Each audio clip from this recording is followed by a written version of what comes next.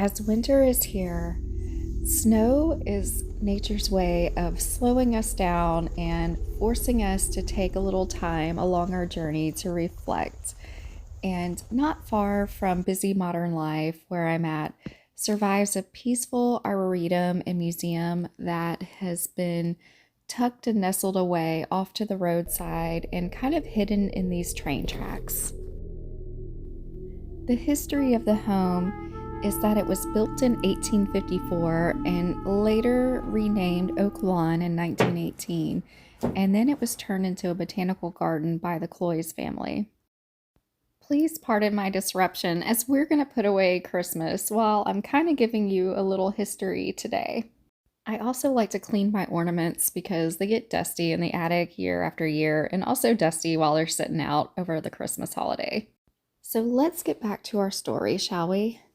Not far from the Oak Lawn site, about a half mile perhaps, in 1862 began the turbulent history of the train tracks. Confederate soldiers who occupied the area after the Battle of Shiloh derailed an entire Federal supply train and attacked Union soldiers about a half mile from that site. And they also continued to raid trains until 1863. And it was until that time the Union set up camp about a mile from the Oak Lawn Gardens, and they were there to guard the train tracks against further attacks. And the Union was then at that time using the train tracks to haul supplies out east. It is said that the Union has burned down much of this entire area except for one Presbyterian church, which still stands today, that was used as a hospital and also a commissary and a stable. And the reason the church was spared, it was by account that the Reverend at the time, Reverend Evans, persuaded the federal officer, due to both parties being Masons, that the church was spared. Now to the present day, we don't have a lot of history that is preserved or much older than the 1860s in this area, just due to the fact that, yes, possibly most all of it was burnt down. And then it was also occupied by Native American tribes not long before then. And a lot of them didn't stay in this region to hunt, and the lands weren't very healthy lands just due to them being low-lying and the fact that it's kind of a swamp in the summertime.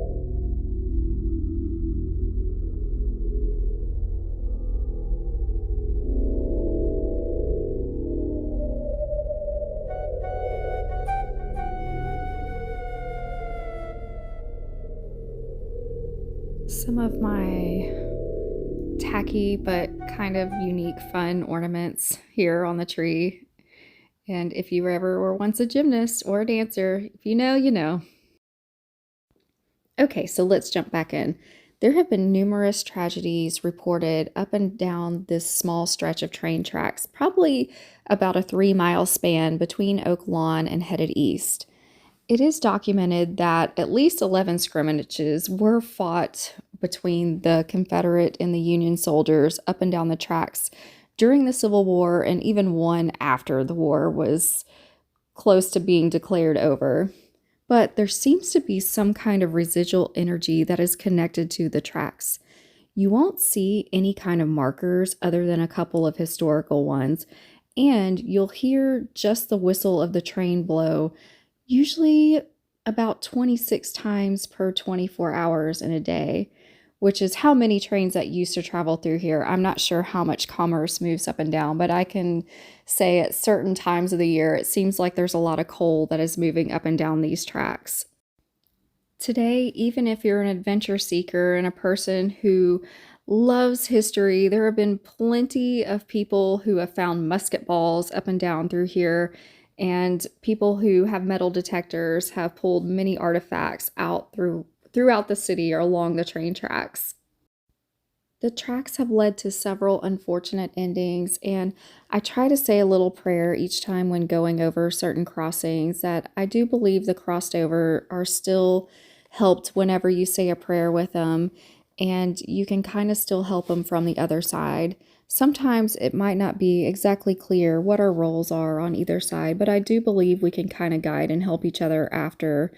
and along each side. I do believe life is continuous, so I do believe in keeping the power of prayer and positivity, pushing them along.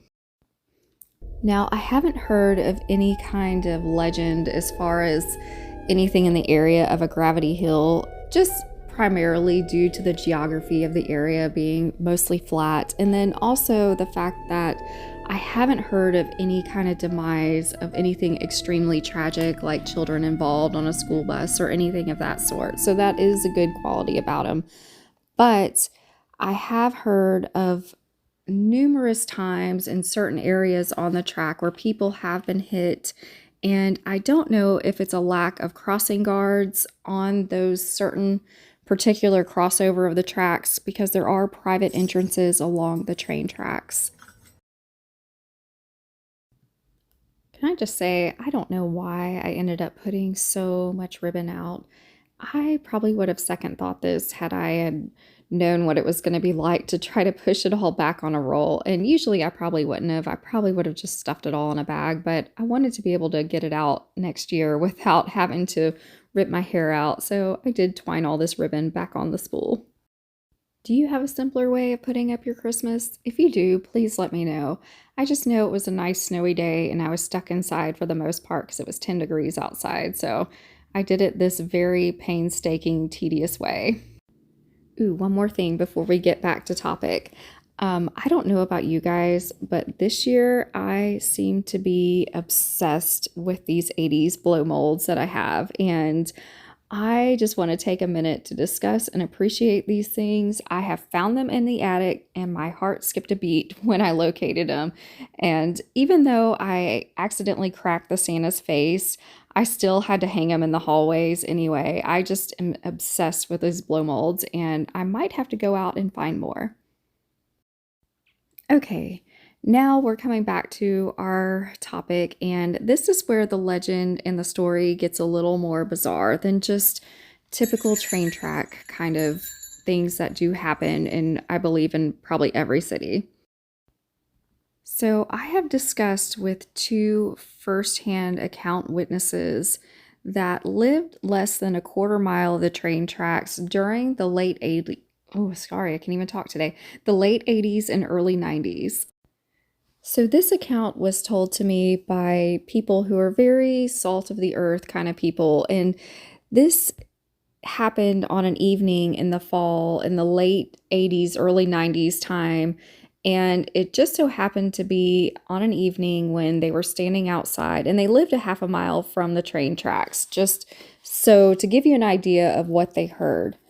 When they were outside, they heard a loud boom, which distinctly sounded like a car crash with the sound of the train braking in the distance. The train did stop on the tracks, so they weren't far away from the tracks, so they rushed over to the tracks to kind of see what happened. When a car gets hit, it has a very distinct noise, so these people were older, they weren't, they were going to try to help, and that was their intention of arriving to the train tracks, not to see a car wrecked on the tracks. So the conductor did stop the train and walked back to that part of the tracks where he thought he hit something, and they were looking for a car up and down the train tracks but couldn't find anything. And several more witnesses were there and noticed this train conductor out there also looking up and down along the tracks. Now, the bizarre part of this story is while everybody's looking up and down the tracks to try to find a wrecked car, there is absolutely nothing found littered around the tracks, no broken down cross railing, nothing that the train could have hit that evening. And so the train went on later on that evening, and the two witnesses went back and notified the rail company to see what actually ended up happening that evening. Here's where it gets a little more bizarre, and the fact that they contacted the rail company. I'm not exactly sure which company occupied the tracks, if it was BSNF or whichever one it was, but they had on their log absolutely no documentation that the train conductor had even stopped that evening. So, and that could just be that they didn't want to show that freight was being moved behind time or anything of that sort. Not exactly sure why that was, but I do believe the witnesses that they did follow up and did try to follow through to find out what exactly happened. And then people even walked the train tracks the very next few days just to see if they could find something that the train hit. However, there was nothing that was found up and down those train tracks. So, to conclude today's topic, there is something I do believe that is residual up and down the tracks, as I have throughout my life heard of things that continue to happen, and it's very sad and unfortunate. And I will continue to say prayers for people that have kind of met an untimely demise on those tracks. But I hope you enjoyed today's topic, and until next time, I hope you all stay well and you're having a great day. Hope you all liked today's video. Please subscribe and you'll be notified for the next ones coming up. I may do a Mardi Gras or Valentine's or combined. I'm not exactly sure. But thank you all for being here. I appreciate each and every one of you. Thanks for watching. Bye.